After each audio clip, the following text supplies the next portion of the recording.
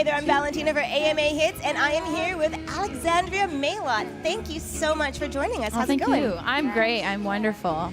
I have to say, I'm quite surprised that you're only 19. Well, I was 11 when I traveled to Romania. Wow. I had actually gotten the opportunity from writing an original song when I was 10 years old called Stop Wishing Your Life Away, which was quite the uplifting song, if I could say so myself. And I was super excited. I wrote it and I finished it off. And, it was my first stab at songwriting. And I'd always loved writing. I'd always loved singing, and it was my burning passion. I started when I was 7 years old. So I did this song, submitted it to a festival, and it got picked up for me to be a part of a children's festival in Bucharest, Romania. The next year, in 2005, I was invited to a similar festival in Cairo, Egypt, when I was 12 years old. So how did you attract the attention of David Foster? And also, how did you get on stage with Jan Arden? David Foster Star Search and Friends. So they did that a few years ago. Yep. And I entered it and I wasn't accepted.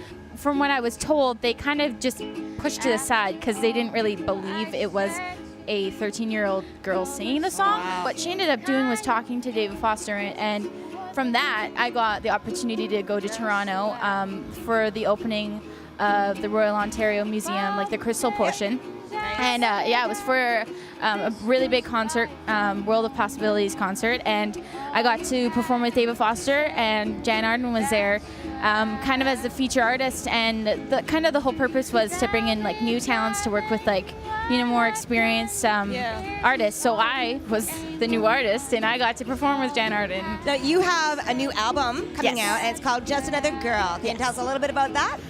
Just Another Girl is going to be my debut album, and it's kind of like my autobiography when I was going through high school and whatnot. I didn't have a very normal, growing up experience where my family,